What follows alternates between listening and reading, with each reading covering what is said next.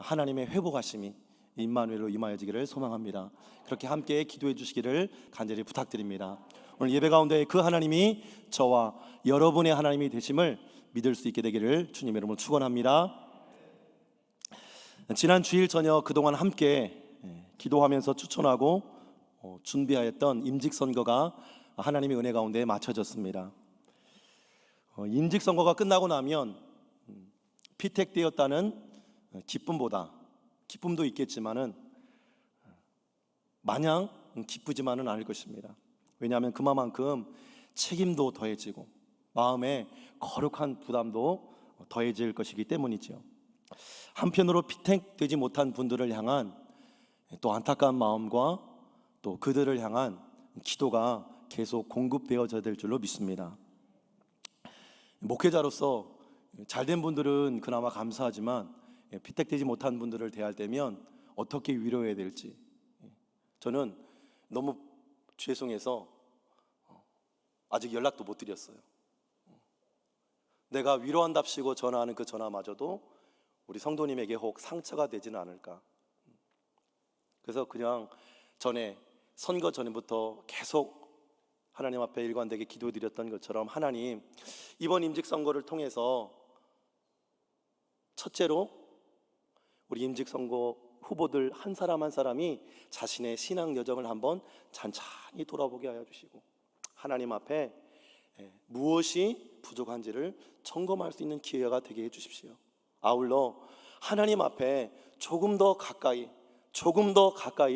나아갈 수 있는, 그래서 그 믿음마저도 성숙한, 그래 인격마저도 성숙한 그리스도인으로 성장하는 계기가 되게 해주십시오. 그렇게 기도를 드렸습니다. 그래서 선거 끝난 이후에도 동일하게 이 기도를 드리고 있는 것이에요. 이에 더하여서 우리 피택된 분들에게는 주님 앞에서 교만하지 않고 처음 추천받았을 때 우리 추천받는 우리 성도님들 한결같이 한 고백이 뭔지 아세요? 저는 자격이 없다는 거예요. 그래서 저는 못하겠다는 거예요.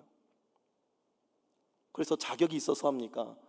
하나님이 충성되지 못한 우리를 오늘 말씀처럼 충성되게 여겨주시니까 충성하라고 바램을 가지고 순종하며 나가는 것이죠.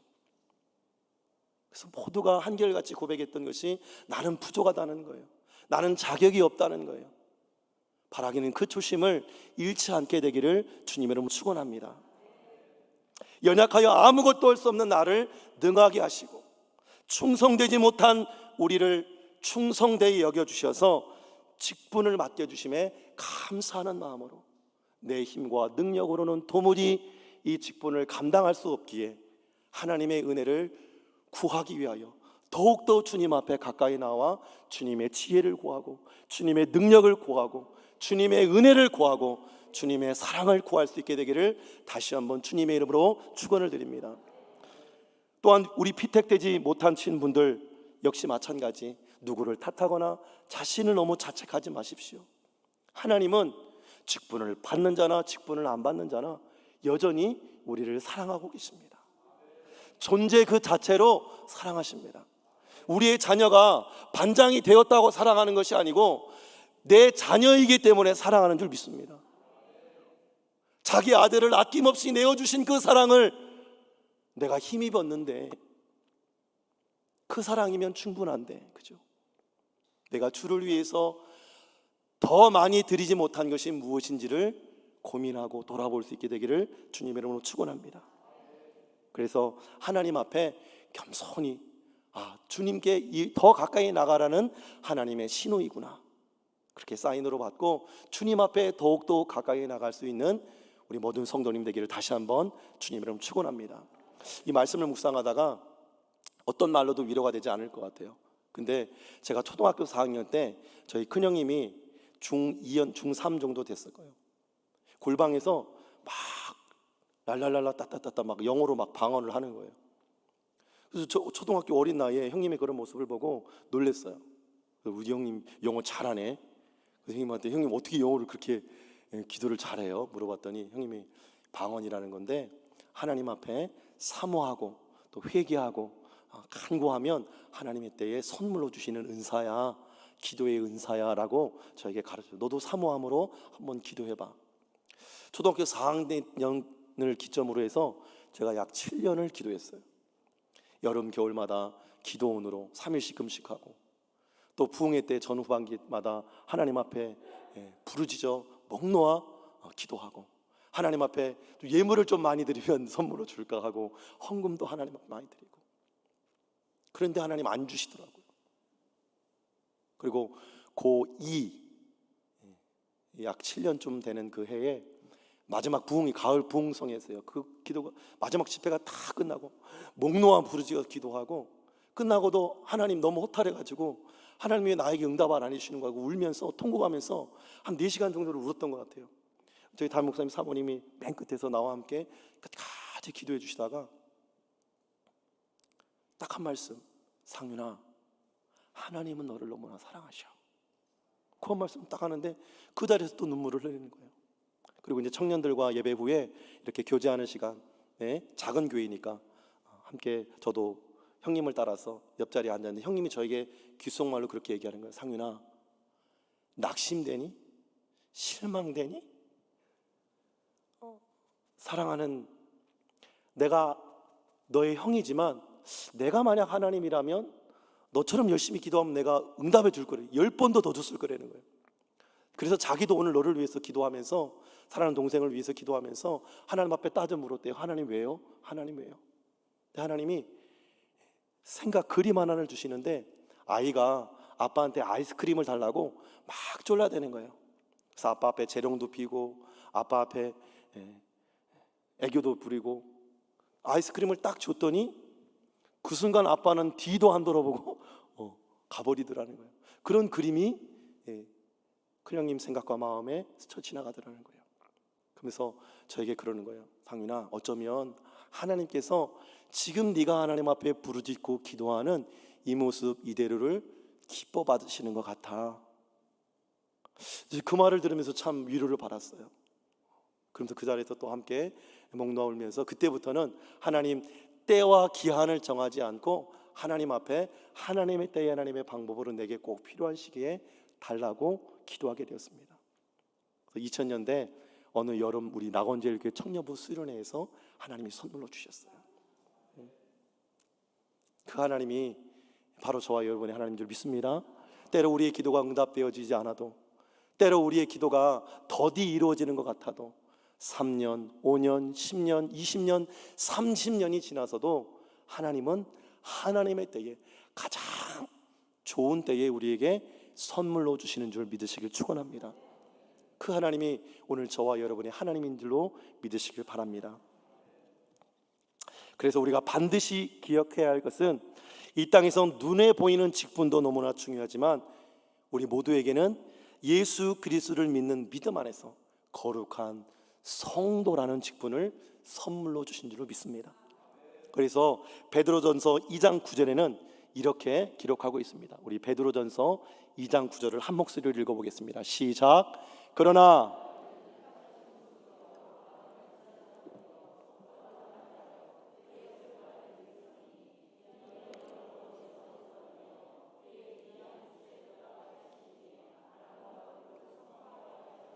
아멘. 말씀 그대로 두시고요. 하나님께서 우리를 택하신 하나님의 족속이요, 왕 같은 제사장들이요, 거룩한 나라요, 하나님의 소유가 된 백성으로, 하나님의 친자녀요 친백성으로 삼아주셨다는 거예요. 저와 여러분 한 사람 한 사람을. 왜요? 어두운 가운데서 빛 가운데로 불러내 주셔서 죄와 사망 가운데서 영원한 천국 생명으로 건져주신 그 은혜와 그 사랑을 수많은 사람들에게 선전하기 위해서, 자랑하기 위해서, 증거하게 하기 위해서 우리를 불러내신 줄 믿으시길 축원합니다. 이 직분만으로도 두렵고 떨리는 마음이 우리에게 있어야 할 줄로 믿습니다. 이 귀중한 한 달란트를 잘 사용하고 하나님 앞에 충성할 때 하나님께서 더 많은 것들로 우리에게 맡겨주시고 또 우리를 쓰임받도록 우리를 인도해 주실 줄로 믿습니다. 오늘 사도 바울 역시도 자신이 눈물로 목회했던 에베소 교회의 영적으로 낳은 아들이자 또 사랑하는 제자 디모데를 남겨두고 와서 사랑하는 디모데에게 편지를 쓰는 장면이 오늘 이 디모데 전후서입니다. 목회 서신이라고도 하죠.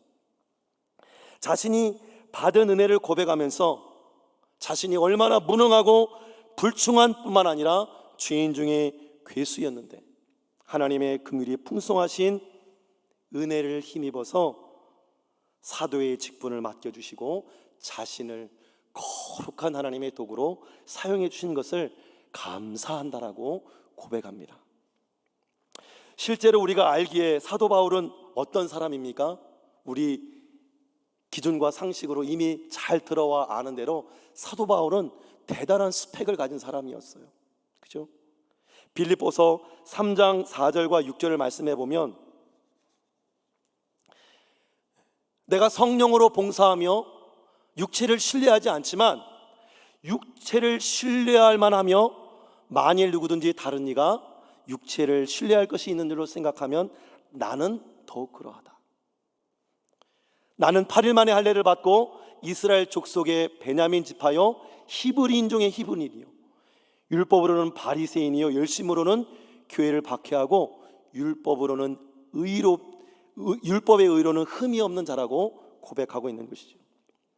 그리고 사도행전 22장 28절에서는 천부장이 나는 수많은 돈을 주고 나는 로마 시민권을 샀는데 사도 바울은 나는 나면서부터 로마 시민권을 가진 자다. 스펙으로 말하면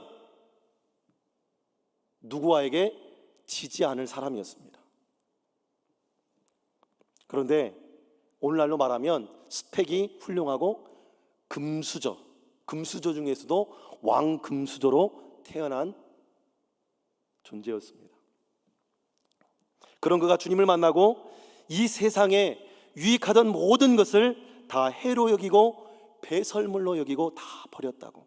그리고 오직 그리스도를 얻고 그리스도를 위하여 사는 삶으로 완전히 변화된 삶을 살게 되어집니다.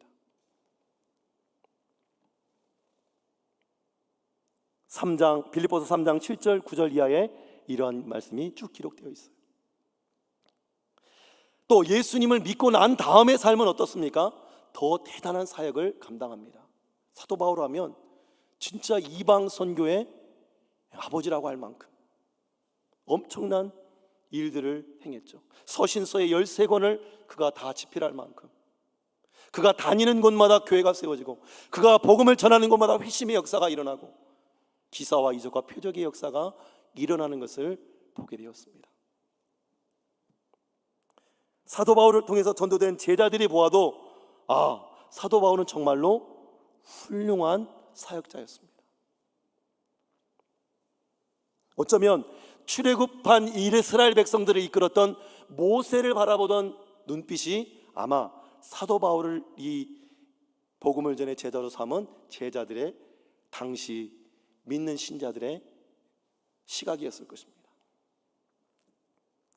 그런데 오늘 본문에서 사도 바울이 12절 말씀에 이렇게 고백합니다. 우리 12절 말씀도 다시 한번 읽어보겠습니다. 시작.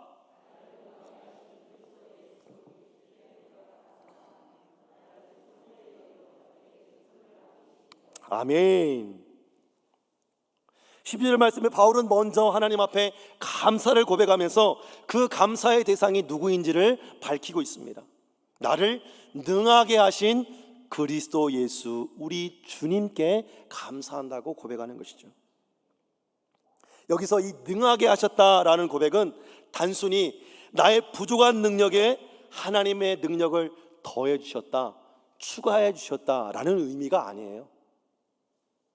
아예 무능하고 부패하고 타락하고 전적으로 아무것도 행할 수 없는 자신에게 하나님이 다 부어주셨다는 의미입니다.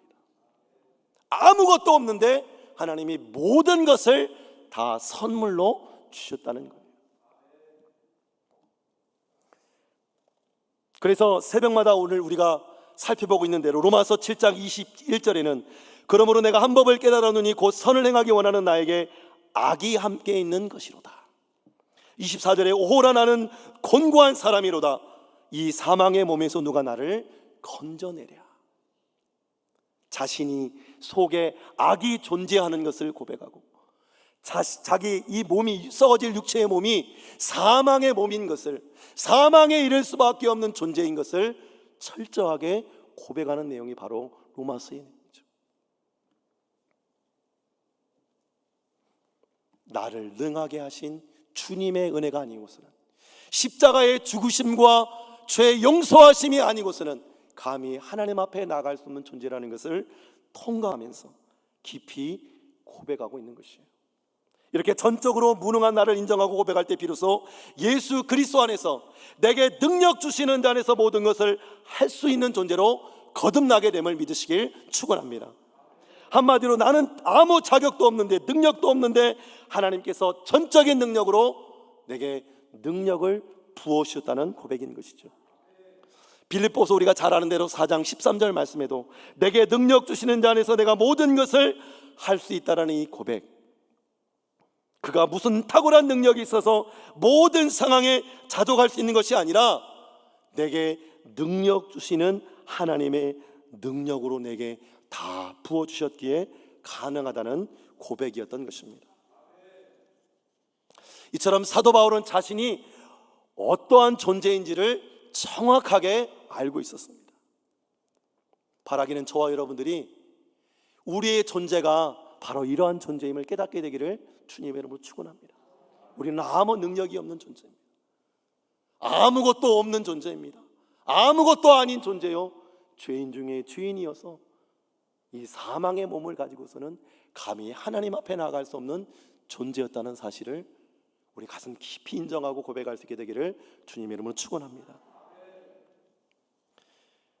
이런 사도 바울에게 하나님께서 충성되이 여겨주셔서 직분을 맡겨주셨다고 말씀합니다. 여러분, 충성되이 여겨주신다는 말씀은 충성되다는 말씀입니까? 충성되지 아니한데 충성되다고 인정해 주신다는 겁니까? 전자예요, 후자예요? 후자죠. 전혀 충성될 것이 없는데 충성되게 여겨주시는 거예요. 그렇다면 충성되이 여겨주신 하나님의 바람은 무엇일까요? 충성되이지 못한 나를 충성되이 여겨주셔서 직분을 맡겨주시는 이 하나님의 본심은 무엇일까요? 충성되라는 것이죠. 이제까지 너는 충성되지 못하였지만 내가 주는 능력으로, 내가 주는 은혜와 긍휼과 자비하심으로 충성되게 행하라는 것이죠. 이것이 주님의 바람이고 주님의 뜻인 줄 믿으시길 축원합니다. 생각해보면 모세도 동일했어요. 모세가 바로의 양아들로 입양이 되어져서 애굽의 모든 학문과 무술과 정치, 경제, 사회, 문화, 외교, 국방에 이르기까지 다 통달할 정도로 우수한 교육을 다 받았어요. 그때에 자신의 힘으로 뭔가 할 수 있을 것 같을 그때에 어떻게 했습니까? 애굽의 감독관 하나를 죽이고 자기 동족에게 무시당하다가 쫓겨나서 40년 동안 광야 생활했어요. 목동으로 이드로의 장인 이드로에게 가서 40년 동안 목동으로 살게 됩니다. 무명의 그리스도인으로 살아가게 돼요. 그리고 80세가 되어서 아무것도 할 수 없게 된 그때에 하나님이 찾아오셔서 사명을 주시고 말씀을 주시고 돕는 자를 붙여주시고 지팡이를 손에 안겨주셔서 능력을 안겨주셔서 이스라엘 백성을 이끌게 하시는 거예요. 사명을 감당케 하시는 거예요. 직분을 감당케 하시는 거예요. 누가요? 하나님께서. 그러면 모세가 위대한 거예요? 하나님이 위대한 거예요? 하나님이 위대하신 것이죠. 마찬가지입니다. 우리에게도 우리는 자격 없고 능력 없고 보잘것없는 존재이지만 하나님이 우리에게 능력을 주시며 하나님이 우리에게 지혜를 주시며 하나님이 우리에게 은혜를 주시면 하나님이 우리와 함께 하시면 우리는 우리에게 맡겨주신 사명을 우리도 상상할 수 없을 정도로 능력 있게 감당해야 될 줄로 믿습니다. 이것이 하나님이 우리에게 주시는 은혜인 거예요. 오늘 사도 바울이 고백하는 은혜인 것이죠. 언제요? 사도 바울이 13절 14절에 고백하는 대로 내가 전에는 비방자요 박해자요 폭행자였으나 도리어 긍휼을 입은 것은 내가 믿지 아니할 때에 알지 못하고 행하였습니다. 우리 주의 은혜가 그리스도 예수 안에 있는 믿음과 사랑과 함께 넘치도록 풍성하였도다. 미쁘다 이 말이여 사람이 받을 만한 이 말이여 그리스도 예수께서 죄인을 구원하시려고 세상에 임하였도다. 죄인 중에 내가 괴수니라. 비방자여 박해자여 폭행자였으나 도리어 긍휼을 입은 이 사도 바울이 하나님의 풍성한 은혜를 감사하고 찬양하고 노래하고 있는 것이에요.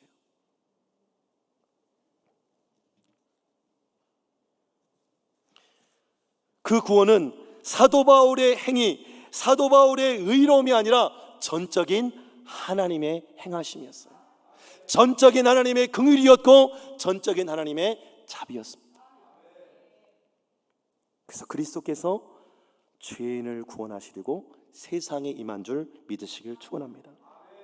그리고 긍휼을 입고 그리스도께서 내게 먼저 일체 오래 참으심을 보이신 후에 주를 믿어 영생 얻는 자들의 본이 되게 하려 함이라고 말씀하셨습니다. 아까도 말씀드렸듯이 하나님께서 충성되이 여겨 우리에게 직분을 맡겨주신 하나님의 본뜻이 있다고 그랬죠. 오늘 16절 17절 말씀이 그 하나님의 본뜻을 드러내주고 있어요. 우리 16절 17절도 마지막으로 읽어보겠습니다. 시작. 그러나 내가 긍휼을 입은 까닭은